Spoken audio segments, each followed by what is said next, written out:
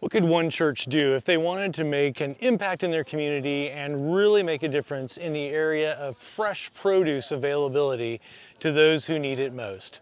Hi, I'm Richie Brower. Welcome back to Serve Cafe, where today I'm in Wenatchee, Washington at the Edge Garden with a great story that I can't wait to share with you. I'm about to have a good day, no matter what they say.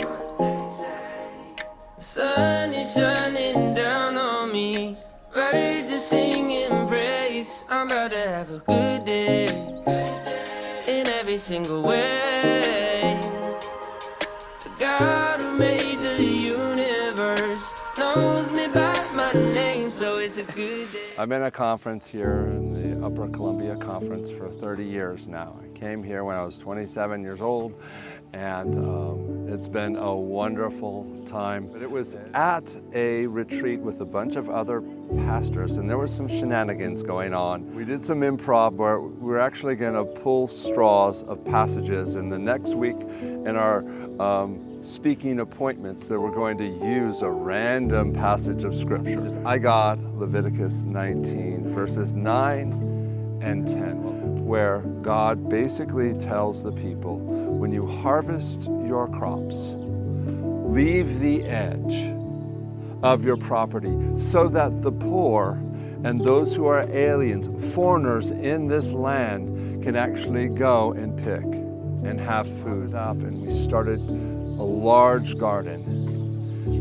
that we can give to everybody, and called the garden the Edge. It's for everyone to come and pick. When Pastor Troy came 3 years ago, he mentioned that they wanted to actually start a community garden, and he knew the manager here at Avamere. It was Avamere then, and his name was Gil, and he was at our church. And so Gil said, hey, I have a big weed patch in the back of the assisted living facility, and it's not doing anything. What do you want to do with it? And so Troy got the big idea of starting a community garden. And unfortunately, he found me. We have a lot of fun here, and the elderly people that live here have a great time coming over. If I find a need, then that's what we do.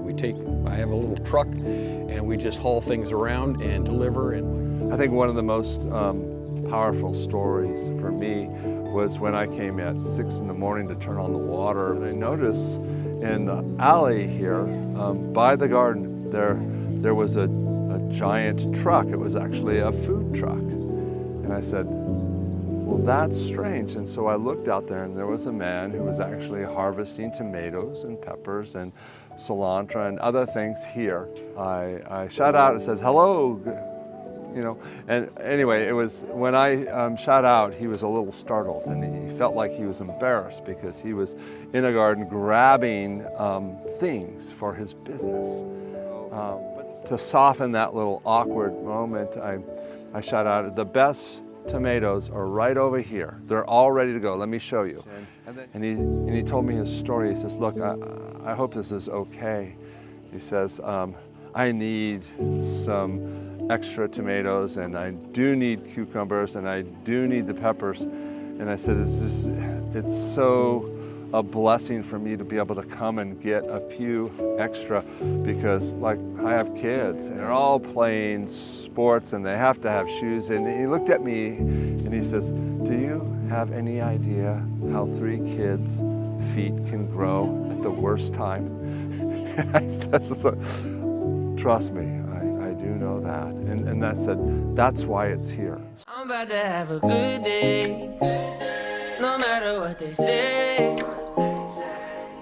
The sun is shining down on me, birds are singing praise. I'm about to have a good day. I think it's brought our church family closer together. You know, there's a lot of things that either take church members further away from each other, or they bring them closer. And this is one of the things that brings people closer. I want to end our story today with a question. What if every Seventh-day Adventist garden in Upper Columbia Conference included at least one row planted for those in need? A row for sharing, the edge, if you will.